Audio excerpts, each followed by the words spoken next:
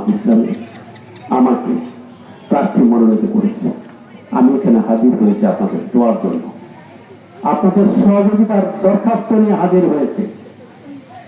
আল্লাহ রাব্বুল আলামিন যদি আসমান থেকে আমাকে দয়া করে, মায়া করে, আপনারা যদি দোয়া করেন, আশীর্বাদ করেন আমার জন্য, যদি আমাকে সহযোগিতা করেন, আমি চাই আল্লাহর বিধান কার্যকরের মধ্য দিয়ে মানুষের নৈতিক পরিবর্তন করার জন্য আপ্রাণ চেষ্টা করব।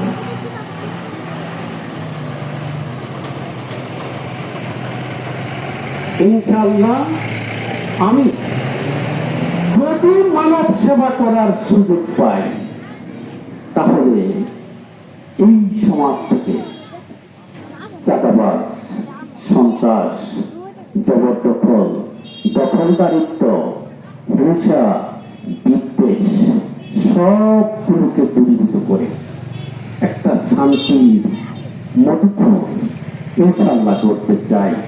আল্লাহ যদি তিনি দুটি জমার বক্তব্য রেখেছেন, দুইটি জমার বক্তব্য ফেসবুকে এসেছে, মিডিয়া এসেছে। একজন খতিব যখন মিম্বারে বক্তব্য দেয়, কুরআন সুন্নাহ মোতাবেক বক্তব্য দেবে, ঠিক কিনা? আর সেই ইমাম মহোদয়, দুইজন ইমাম তাদের মেম্বারকে ছেড়ে দিয়ে আমাদের প্রার্থীকে 33 মিনিট 36 মিনিটের বক্তব্য দেওয়ার সুযোগ করে দিয়েছিল। সেই বক্তব্য আমরা মেম্বার থেকে আমরা সরাসরি ফেসবুক থেকে পেয়েছি, ঠিক কিনা? বাংলাদেশের এই স্বাধীনতার পরে কোন এমপি কিংবা কোন চেয়ারম্যান মেম্বারে কোরআন সুন্নাহ থেকে বক্তব্য দিয়ে আল্লাহর আইনের পক্ষে কথা কি বলেছে?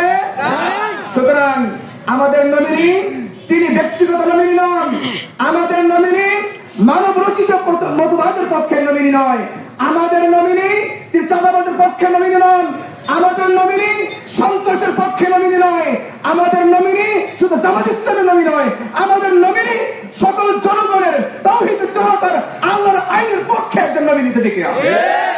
সুতরাং